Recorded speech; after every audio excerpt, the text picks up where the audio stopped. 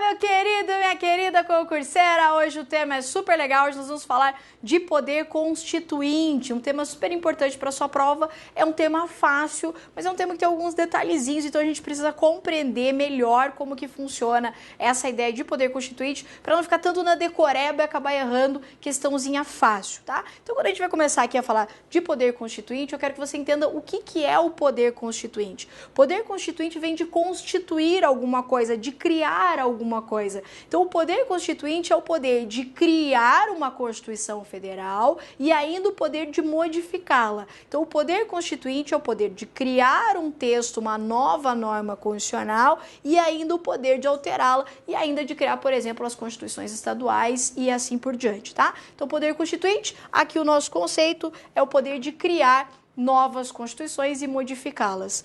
O que quer dizer essa ideia do poder constituinte? O poder constituinte, ele ocorre em constituições escritas e rígidas. A teoria da criação do poder constituinte, ela vem da ideia da supremacia da Constituição. Então pensa comigo, porque a Constituição é um documento que está acima das outras normas, ele é hierarquicamente superior, é que eu tenho uma forma de fazer uma Constituição diferente da forma de elaborar uma lei, por exemplo. Então, dentro da ideia do poder constituinte, eu tenho a ideia de supremacia da Constituição Federal, porque ela está acima das outras normas. O processo de elaboração dela é diferente do processo de elaboração das leis. Daí que existe uma diferença em constituições escritas e rígidas como a nossa, a diferença entre o conceito de legislador constituinte e legislador ordinário. Aqui é fácil. Legislador constituinte é quem criou a Constituição e quem está autorizado a modificá-la. O legislador ordinário é aquele que faz normas infraconstitucionais. Então, porque nós vivemos uma ideia, né, dentro da nossa Constituição de supremacia constitucional, de que a Constituição ela é mais importante, ela é hierarquicamente superior às outras normas, é que a pessoa que faz a Constituição ela é diferente da pessoa que faz as normas infraconstitucionais. Então, eu tenho um poder específico chamado poder constituinte, que é quem deve elaborar a norma constitucional e alterá-la. Chamamos ele, então, de legislador constituinte. Legislador ordinário, aquele que será responsável pela elaboração das normas infraconstitucionais. Não podemos confundir o conceito de poder constituinte com poderes constituídos. São coisas diferentes. Poder constituinte a gente viu quem cria e modifica a Constituição Federal. Poderes constituídos são os poderes que decorrem do poder constituinte. Então, por exemplo, poder executivo, poder legislativo, poder judiciário não são poder constituinte. Poder constituinte a gente vai ver que é o povo quando cria uma Constituição. Eu tenho o executivo, legislativo e judiciário como sendo exemplo de poderes constituídos. Então, o constituinte é o criador, o poder constituinte é a criatura, certo? Então, essas são as noções básicas que a gente tem que ter aqui de poder constituinte. Quem é titular do poder constituinte? Então, a quem eu atribuo a vontade do poder constituinte? A titularidade é sempre do povo. Professora, você disse sempre? Eu disse sempre. Sempre, em qualquer circunstância, o titular do poder constituinte é o povo. E o que se entende por povo? O povo é aquele que é nacional de um determinado estado, aquele que detém a nacionalidade. Então, no caso, o titular do poder constituinte brasileiro são os nacionais brasileiros. Então, tanto o brasileiro nato quanto o brasileiro naturalizado. A gente pode verificar isso a partir da leitura do artigo 1º, parágrafo único da Constituição, que vai dizer lá, todo o poder emana do povo, que o exerce através de representantes eleitos ou diretamente nos termos da Constituição. Então, ele vai dizer, todo o poder emana do povo. Aqui ele consagra, então, o titular do poder constituinte, quem cria a Constituição Federal, ok? Não vamos confundir aqui a ideia da titularidade com a figura da nação. Olha só, isso sempre veio em prova. O titular do poder constituinte, que eu disse, é o povo. O criador da teoria constituinte chama Emmanuel Sieyès, né? É francês, não sei se é assim que fala, Sieyès, assim. Ele dizia que o titular do poder constituinte era a nação, tá? Mas o constitucionalismo moderno vai dizer que o titular do poder constituinte é o povo. Eu só estou mencionando que ele diz isso porque eu já vi questões se referenciando ao texto dele e falando da questão da nação. Então, para o criador da teoria do poder constituinte, o titular era a nação. Mas, para o constitucionalismo moderno e para a sua prova, o titular do poder constituinte é apenas o povo e não a nação. Lembrando que povo é diferente de nação. Povo é um conceito jurídico, é o que vincula uma pessoa a um determinado estado, é o critério da nacionalidade. Nação é um critério sociológico, então eu tenho um grupo de pessoas que por questões históricas, linguísticas, constituem um grupo chamado nação, tá? Esse não é mais o titular do poder constituinte, caracterizado agora então pelo povo, tá? Agora, eu disse que o titular é sempre o povo, titular do poder constituinte. Mas não sempre o povo exerce essa sua titularidade. Como assim? O fato do povo ser titular não significa que o exercício do poder constituinte se dá sempre pelo povo. É possível e existe em alguns estados que o poder constituinte é exercido por um poder usurpador. Tipo a usurpadora, a professora lembra da usurpadora? Tipo isso. O titular do poder constituinte é o povo, mas alguém de forma arbitrária, ditatorial, vai e usurpa esse poder do povo e impõe uma vontade. Nesse caso, eu tenho o exercício de poder constituinte, mas não por aquele que é seu titular legítimo, e sim por alguém que usurpou do poder do povo, certo? Então, o titular é sempre o povo, mas o exercício do poder constituinte pode muitas vezes não ser realizado pelo povo. Então, por isso aqui, ó, essa diferencinha. O exercício do poder constituinte pode ser de forma democrática. Quando eu falo exercício democrático do poder constituinte, eu estou me referindo, então, quando o povo, que é o titular verdadeiro, vai e exerce a sua vontade e cria uma Constituição. Quando ele faz isso, nós classificamos esse modelo de Constituição em constituições promulgadas. Então, quando eu tenho o exercício do poder constituinte pelo seu verdadeiro titular, que é o povo, eu tenho uma Constituição que reflete a vontade popular. Chamamos isso de Constituição promulgada, porque ela decorre do seu verdadeiro titular. No Brasil, nós temos várias Constituições que foram promulgadas, que foram feitas de forma legítima pela representação popular. Nós temos a Constituição de 1891, 1934, 1946 e, evidentemente, a nossa atual Constituição de 1988. Entretanto, como eu disse, pode ocorrer do exercício do poder constituinte não ser realizado de forma legítima, ou seja, não ser realizado por quem detém o poder, que é o povo, que eu falei para você, então, que é um poder usurpador. Nesses casos, nós temos o que se chama de exercício autocrático do poder constituinte. Então, exercício democrático, aquele feito por quem tem a titularidade, pelo povo. Exercício autocrático do poder constituinte é quando eu tenho uma imposição de forma unilateral da vontade de quem usurpou o poder e está impondo. Então, por exemplo, num golpe de Estado, um golpista vai lá, toma o poder e impõe a sua vontade criando uma nova Constituição. O titular continua sendo quem do poder constituinte? O povo. Mas o exercício desse poder constituinte não foi realizado pelo povo, porque quem tomou o poder de forma ilegítima. Nesse caso, quando eu tenho constituições criadas de forma autoritária, ditatorial, imposta, unilateral, quando a vontade ali representada não é a vontade do povo, e sim a vontade de quem está no poder, nós chamamos essas constituições de constituições outorgadas. Tá? Então não vamos confundir promulgada, aquela decorrente do poder legítimo do povo, outorgada quando decorrente do poder usurpador, de quem toma o poder e o exerce. Nós já tivemos constituições outorgadas no Brasil. a Constituição de 1824, a Constituição de 1937, que também ficou chamada de Constituição Polaca, porque pegou influência lá dos poloneses, que estavam tudo também nesse regime ditatorial, inquisitivo. 1967 e 1969. Então, o que eu quero que você grave aqui? A titularidade do poder constituinte é do povo, mas o seu exercício pode ser muitas vezes não feita pelo próprio povo. Quando é o povo que exerce, chamamos isso de exercício democrático. Quando é realizada por um agente usurpador, chamamos de autocrática, entendeu? Promulgadas e aqui outorgadas, ok? Muito bem.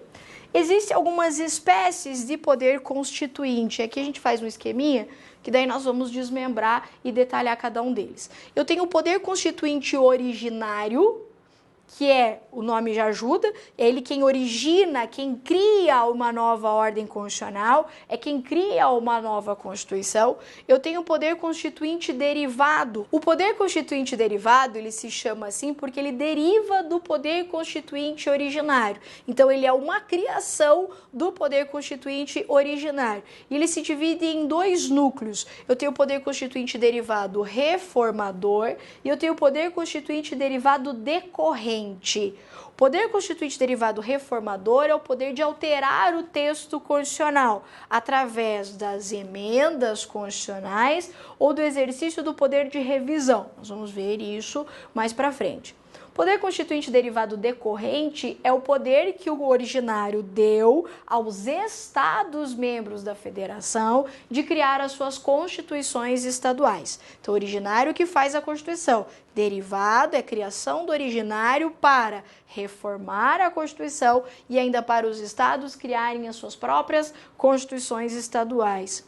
Ainda nós vamos comentar um pouquinho a respeito do poder constituinte difuso e do poder constituinte supranacional. São classificações mais recentes, mas que podem estar aí na sua prova. Vamos começar com o originário. O poder constituinte originário, então, que a gente vai começar aqui, ele pode ser entendido de duas formas. Então, eu tenho o chamado poder constituinte originário histórico ou revolucionário. O que é isso? O poder constituinte originário ele pode surgir a partir da criação de um novo Estado. Então, por exemplo, a criação de um novo país. Então, eu vou ter um poder constituinte que surge com a formação desse novo Estado. Chamamos isso de poder constituinte originário histórico. Quando eu tenho já um Estado formado, com uma ordem constitucional estabelecida e se quer estabelecer uma nova Constituição, eu tenho chamado poder constituinte originário revolucionário. Então, sempre que tenho a criação de um novo Estado, então um novo país que surge, poder constituinte originário histórico.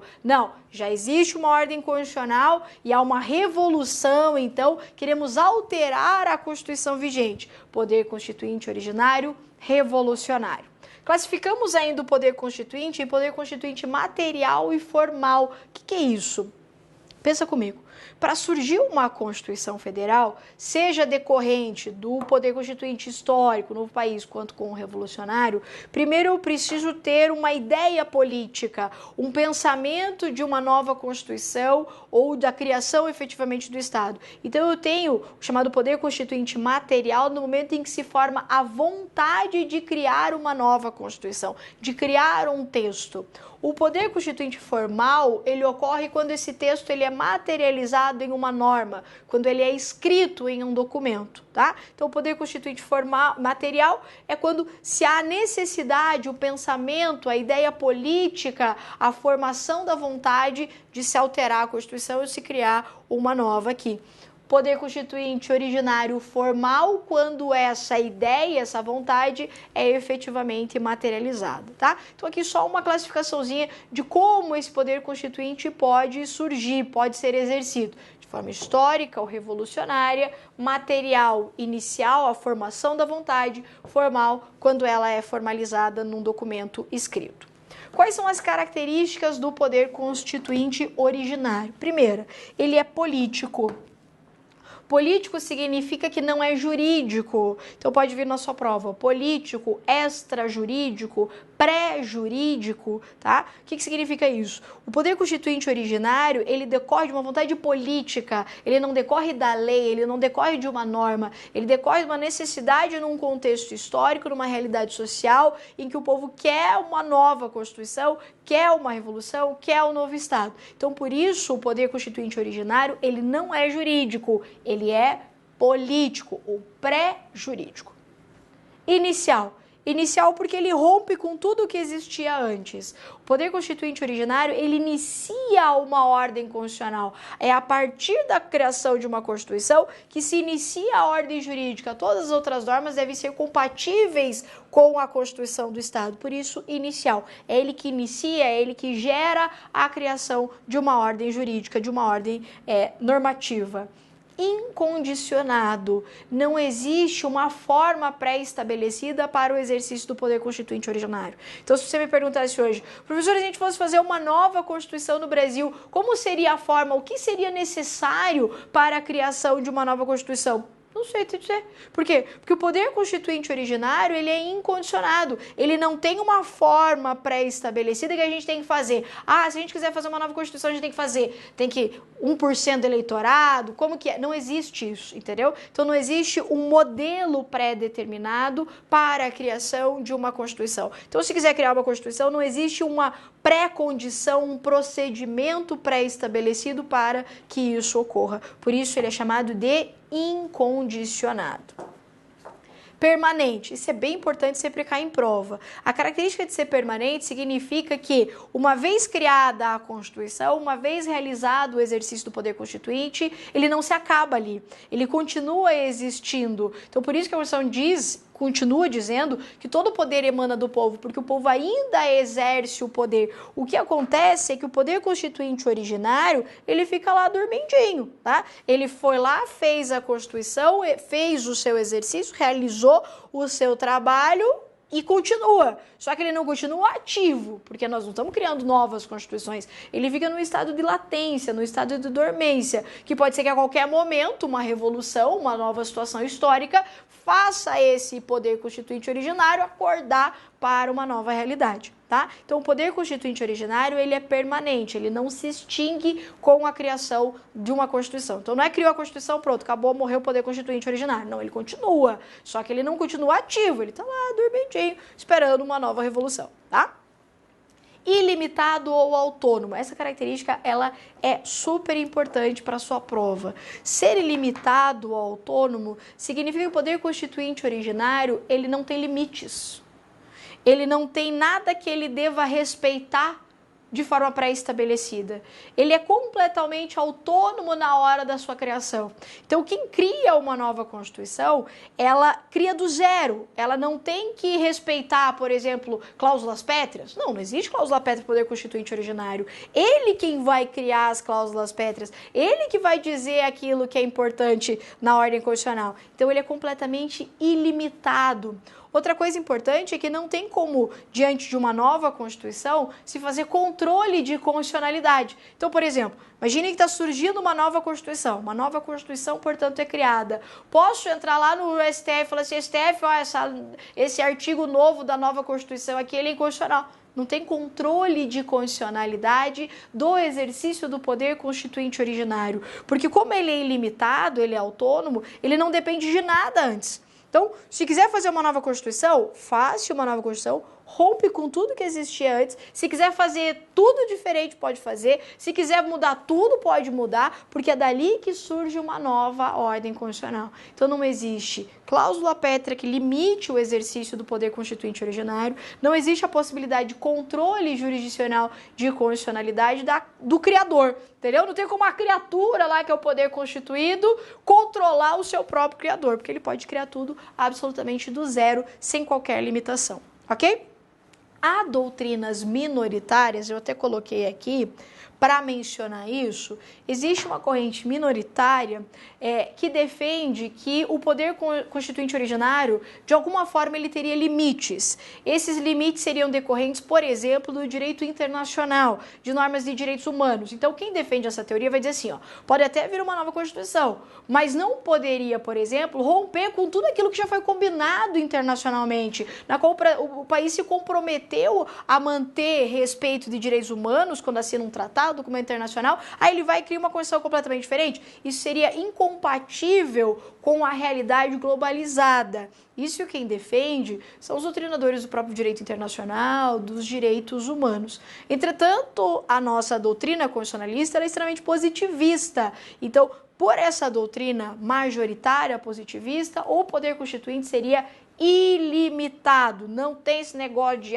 mas o direito... Não, poderia romper com tudo e criar tudo a partir dali. Mas eu quero que você saiba que vai que na tua questão mencione essa corrente não majoritária da limitação pelos direitos humanos, pelo direito internacional. Há quem fala ainda a respeito aos direitos naturais e tudo mais. Mas como eu disse e repito, a corrente adotada hoje, ela é positivista na sua corrente majoritária, e isso significa que o poder constituinte originário não deve respeito a nenhuma outra ordem constitucional, nenhuma ordem legal existente. Ok? Então, bem importante que você não confunda os conceitos. Então, por exemplo, é bem possível que a tua questão confunda o conceito de incondicionado com ilimitado.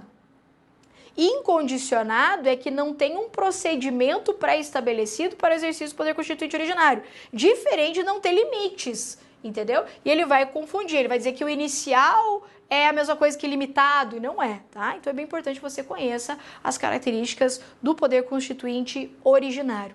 Outro tema legal aqui para sua prova é o seguinte, tá? Se o poder constituinte originário, ele rompe com tudo, inicia tudo novo, e todas as leis e normas infraconstitucionais que foram criadas antes, elas morrem, elas são revogadas, o que acontece? Elas desaparecem do mundo, o que acontece com aquelas normas anteriores a uma nova Constituição? Então vamos imaginar uma seguinte linha do tempo. Imagine que nós temos uma Constituição vigente, com várias leis que estão compatíveis com essa Constituição, vem um movimento revolucionário e cria uma nova Constituição. Então, uma nova Constituição Federal, ela é criada. E ela muda tudo o que a Constituição anterior dizia. Ela pode? A gente viu que pode, porque é ilimitado. O que vai acontecer com essas leis anteriores? Elas vão ser revogadas? Elas vão ser anuladas? Elas vão ser... O que vai acontecer com elas? Aqui, a doutrina vai dizer o seguinte: as leis anteriores a uma nova ordem constitucional, elas podem ser aproveitadas, elas não são automaticamente revogadas, elas podem ser aproveitadas através do fenômeno chamado da recepção. O que é isso? Surge uma nova Constituição, plim, ela vai fazer o que a gente chama de filtro constitucional. Ela vai analisar se as normas anteriores a ela são com ela compatível. Então, pega a lei lá, essa lei aqui, vamos ver se essa lei é compatível comigo? Se essa lei anterior à nova Constituição for compatível com ela é reaproveitada, ela é recepcionada.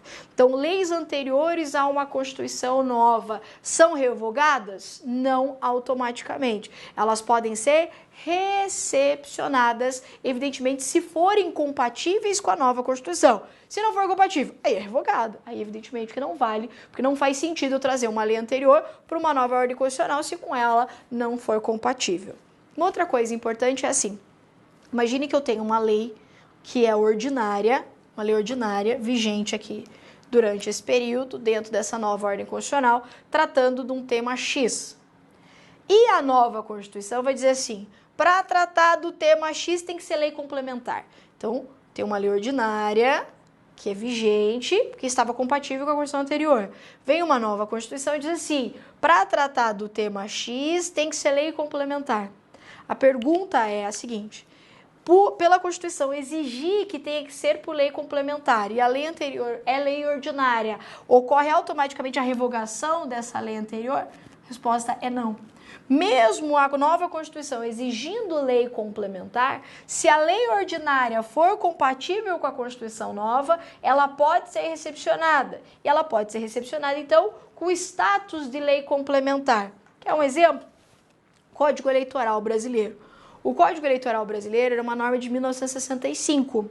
Quando ela foi criada com status de lei ordinária. Então, lá na Constituição vigente, status de lei ordinária. Ela estava funcionando, tratando lá, por exemplo, de competências e atribuições da Justiça Eleitoral. Vamos considerar que essa é a matéria X. E ela vem tratando como lei ordinária. Vem a nova Constituição. A Constituição Federal, no artigo 121, ela vai dizer que as competências e atribuições da Justiça Eleitoral devem necessariamente ser estabelecidas através de lei complementar. Então, ela está dizendo, competência da Justiça Eleitoral é lei complementar, a nova Constituição está dizendo. Só que o Código Eleitoral anterior, que trata disso, é lei ordinária. O que o STF fez? Ele recepcionou essa legislação anterior, dizendo assim, pode entrar para dentro da nova ordem constitucional. Só que eu vou aumentar o seu status. Aquilo que é lei ordinária passa a ter status, portanto, de lei complementar. Então, cuidado. Leis anteriores a uma Constituição são automaticamente revogadas? Não. Se compatíveis com a Constituição, elas podem ser recepcionadas. E mesmo uma norma como uma lei ordinária pode ser recepcionada, ainda que a nova Constituição exija lei complementar para tratar daquela matéria. Ok? Bom, esses são os principais pontos de poder constituinte originário. Vamos falar agora um pouquinho a respeito do poder constituinte derivado. O poder constituinte derivado, como a gente já disse, ele deriva do originário, ele decorre do originário. Por isso, as suas características são quase que opostas às características do poder constituinte originário. Então, poder constituinte derivado, o poder de fazer o quê? De alterar a Constituição Federal, de realizar emendas à Constituição e ainda dos estados criarem lá as suas constituições estaduais. Vamos ver as características. Primeiro, é jurídico. Poder constituinte derivado, ele é jurídico, ele é formalizado em uma norma jurídica. Então, exercício do poder constituinte derivado, emendas constitucionais. Uma emenda constitucional é uma norma jurídica? É uma norma jurídica. Não é o exercício de um ato político, uma emenda constitucional. É um exercício de um ato jurídico. Certo? Então, por isso, o poder constituinte derivado, ele é jurídico, diferente do originário, que a gente viu que ele é político. Derivado não preciso nem dizer, porque deriva do originário. Limitado ou subordinado, aqui é evidente. Quando o originário cria a Constituição, ele também cria o poder constituinte derivado. Então a Constituição é feita, o povo lá realizou aquilo em Assembleia Nacional Constituinte, e ele fala assim, beleza, pode fazer isso aqui. Mas você não pode mudar tudo que eu criei, não. Algumas coisas você não pode alterar. E a gente chama, inclusive, isso de cláusulas pétreas. Então, o poder constituinte derivado, ele tem limites estabelecidos por quem? Pelo próprio poder constituinte originário. Certo? Então, por isso, limitado ou subordinado. Esses limites podem ser limites circunstanciais, momentos em que a Constituição não pode ser alterada, pode ser limites materiais, como a gente vai ver em uma outra ocasião. E ainda, condicionado. Lembra que o poder constituinte originário, ele é incondicionado. Por que condicionado aqui? Porque o poder constituinte derivado, ele tem uma forma pré-estabelecida para ser exercido. Então, por exemplo, falando do poder constituinte derivado reformador, através de emendas, já existe uma forma pré-determinada na Constituição de como as emendas constitucionais vão ser realizadas. Então, você sabe que tem que ter um quórum específico, tem que ter iniciativa de pessoas X, então eu tenho uma forma pré-determinada para o exercício do poder constituinte derivado, certo? Por isso ele é condicionado. É bem importante, então, que você, desse nosso tópico todo abordado, veja quais são as características do poder constituinte originário e faça o contraponto aqui com as características do poder constituinte derivado. Vamos ver agora como que isso cai na sua prova. Tá? Vamos lá fazer alguns exercícios a respeito do tema. Então vamos lá para a primeira questão, diz assim, não foram recepcionadas pela atual ordem jurídica leis ordinárias que regulavam temas para as quais a Constituição passou a exigir regramento por lei complementar. A gente acabou de falar isso, que está errado, né? Falei que pode ser recepcionada uma lei anterior à nova ordem constitucional, que era, por exemplo, uma lei ordinária, e que a nova Constituição exige lei complementar. Por isso, errado. Com a promulgação da Constituição Federal, foram recepcionadas de forma implícita as normas infraconstitucionais anteriores de conteúdo compatível com o novo texto constitucional. Aqui está correta, né? Então, quando eu tenho uma lei anterior e ela é compatível com a nova Constituição, ela é recepcionada. Ah, professora, mas o que quer dizer implícita? Quer dizer que ninguém precisa declarar isso, né? Então não precisa o STF fazer, vamos fazer uma lista de leis que tinha anterior da Constituição para a gente ver qual tá ok e qual não tá ok. Não. Presume-se que é compatível, está recepcionado. Então, por isso, de forma implícita, que ela não precisa ser expressa, não precisa de uma declaração específica para entender pela sua recepção, tá? Diz assim a próxima. O titular do poder constituinte é o povo, que no Brasil engloba tanto os brasileiros natos quanto os naturalizados. Aqui correto, né? A gente viu que o titular do poder constituinte é o povo, que engloba dentro dessa ideia a ideia da nacionalidade, ou seja, natos e naturalizados. Próxima diz assim, ó. Quanto ao poder constituinte, é correto afirmar: A. Ele é sempre originário e nunca derivado. Errado. A gente viu que ele pode ser originário, mas também derivado. B. Ele se materializa unicamente na Assembleia Nacional Constituinte. Aqui é algo bem importante, não necessariamente.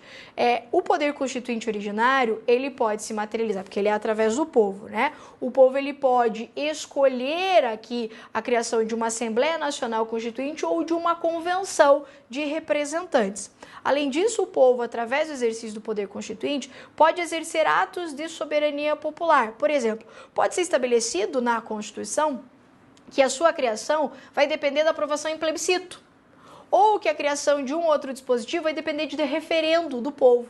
Inclusive, existe a possibilidade do povo propor dispositivos para serem colocados na nova Constituição, como se fosse uma espécie de iniciativa popular constitucional. Então, no momento da criação de uma nova Constituição, como não existe um modelo pré-determinado, pode ser feito através da Assembleia Nacional Constituinte, pode ser feito através de uma convenção, quando se elege representantes, então, para que criem essa nova Constituição, mas pode ter atuação direta, inclusive, do povo, como, por exemplo, plebiscito, referendo, e a possibilidade do povo iniciar aqui, propor, queremos esse artigo na Constituição e tal, isso também é possível. No Brasil isso nunca aconteceu, tá? No Brasil todas as nossas constituições, as legítimas, né, as que foram promulgadas, foram realizadas através de Assembleia Nacional Constituinte, sem plebiscito, sem referendo, sem atuação ali direta na criação da Constituição nova, tá? Então, errado que não se materializa unicamente na Assembleia Nacional Constituinte. C. Ele emana do povo e é exercido primordialmente por meio de seus representantes democraticamente eleitos. Sim, tá? Então, o exercício do poder constituinte, que é de titularidade do povo, pode ser exercido, como eu disse, através da Assembleia Nacional Constituinte ou de convenções, que são pessoas eleitas pelo povo para tomar aquela decisão para criar a nova Constituição. D. Dissolvida a Assembleia Nacional Constituinte, extingue-se o poder constituinte. O que a gente falou? Que uma das características do poder constituinte, aqui evidentemente ele está se referindo ao originário, é a de ser permanente. E, enquanto permanente, fez a Constituição, extinguiu a Assembleia Nacional Constituinte, o povo continua com a titularidade do poder constituinte originário. Ou seja, o poder ele não se extingue com a extinção da Assembleia Nacional Constituinte, ou seja, com a criação da nova Constituição. Ok? Bom, era isso que nós tínhamos para a nossa aula de hoje. Espero que você tenha gostado e até breve.